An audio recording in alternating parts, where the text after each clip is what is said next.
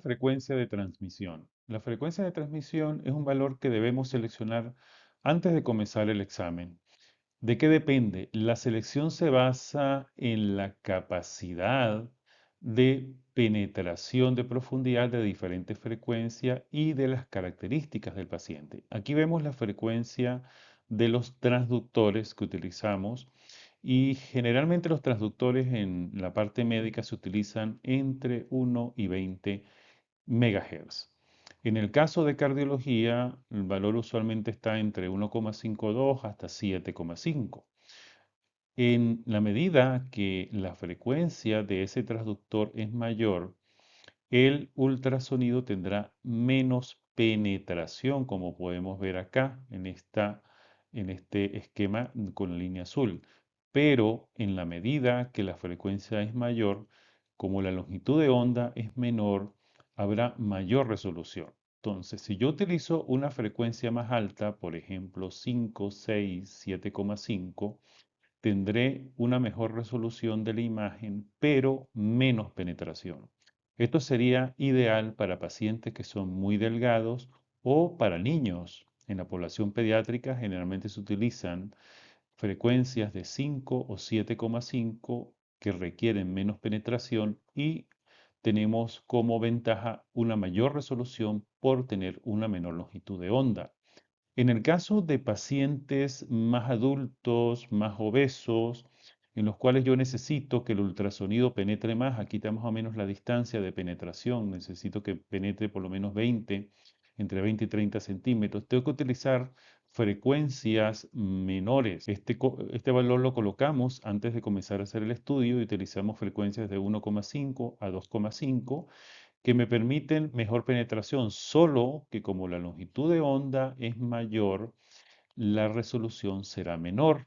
Entonces, en conclusión, pacientes con ventanas malas, pacientes obesos, pacientes adultos, utilizamos frecuencias menores que permitan mayor penetración, pero vamos a obtener menor resolución en la determinación de diferentes tejidos. Mientras que en pacientes delgados o pacientes pediátricos utilizamos frecuencias mayores que tienen menos penetración, pero mejor resolución en la determinación de dos puntos a nivel de los tejidos. En este gráfico les mostramos la frecuencia del transductor versus la longitud de onda y la penetración. Acá en el eje de las X podemos observar la frecuencia del transductor con valores entre 1 y 7,5 MHz, que son los que habitualmente se utilizan en cardiología. En pacientes adultos suele utilizarse entre 1 a 5 MHz y los valores de 5 MHz en adelante casi siempre se utilizan en población pediátrica o en pacientes adultos que son muy delgados. Aquí podemos ver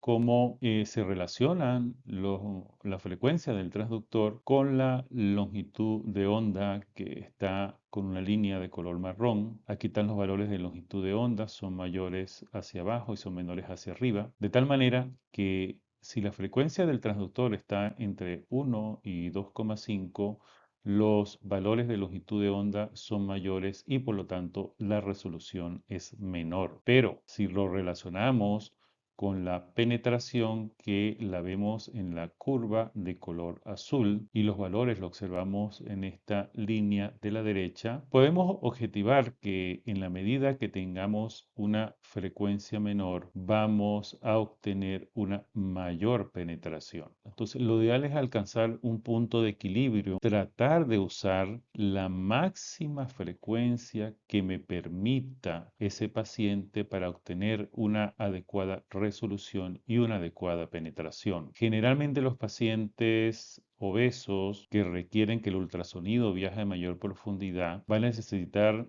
frecuencias de transductor menores para obtener una adecuada penetración, pero en estos pacientes vamos a obtener una peor resolución. Y los pacientes delgados o los pacientes pediátricos, como tienen una pared de tórax más delgada, van a requerir menos penetración y por esta razón utilizamos o nos permiten usar frecuencias de transductor mayores y vamos a ganar obteniendo una longitud de onda menor y una mayor resolución de estas imágenes. Y de esta manera, pues tenemos que tratar de hacer un equilibrio en este paciente. Siempre tratar de utilizar la máxima frecuencia que yo pueda, porque eso me va a dar más resolución, pero menos penetración. Y luego ajustamos el valor de acuerdo a la contextura y el tamaño de la pared torácica del paciente.